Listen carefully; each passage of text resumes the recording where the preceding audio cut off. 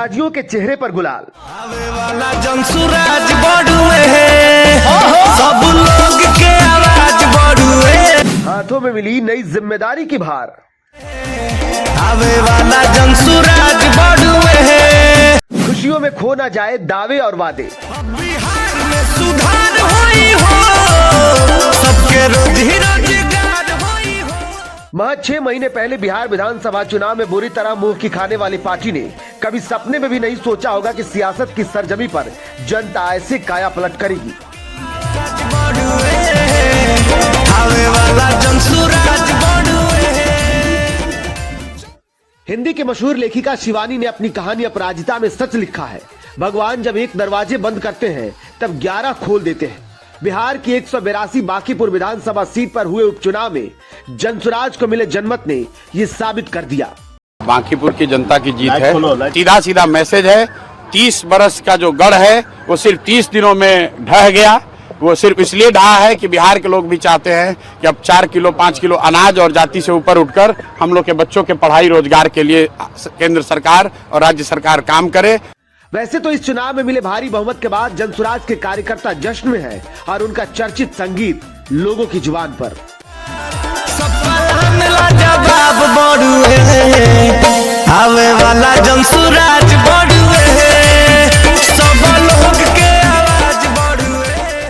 जनसुराज के संगीत के साथ इस रिपोर्ट को अंत तक देखिए। जनसुराजियों के होश न उड़ जाए तो कहना।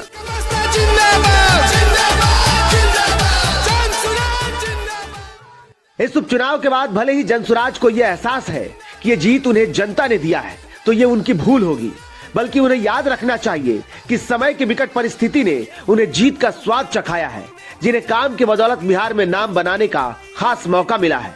भरोसा नहीं तो जरा ये सुनिए, जनता ने आखिर जनसुराज को क्यों चुना। बांकीपुर की सीट लंबे समय से एक पार्टी और परिवार की गिरफ्त में हो गई थी।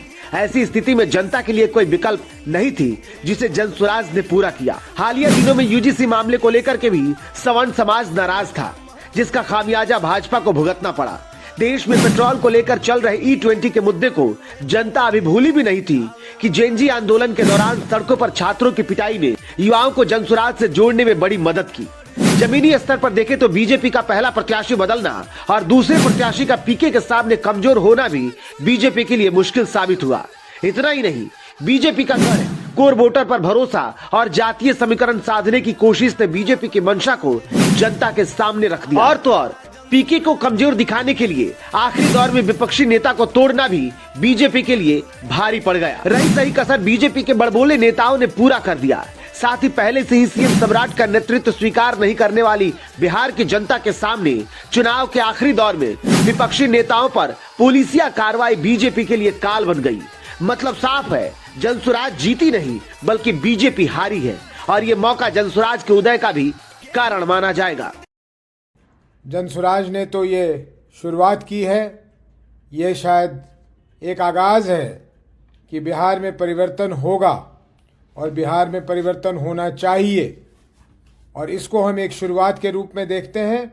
आने वाले समय में ये और भी बिहार में परिवर्तन लाएगा।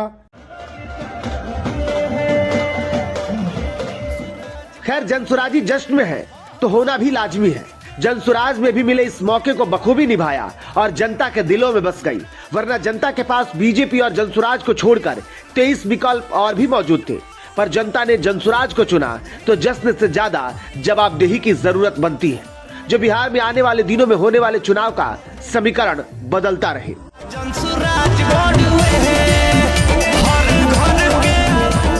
बांकीपुर में मिले इस परिणाम के बाद जनसुराज के नेताओं और कार्यकर्ताओं को, खासकर सूत्रधार को चाहिए कि सदन में सरकार से सीना तानकर सवाल करे, बांकीपुर का कायाकल्प करे और बिहार की राजनीति में भगोड़े विपक्ष की भूमिका में नहीं बल्कि जनता के साथ खड़े हो उनका रहनुमा बने।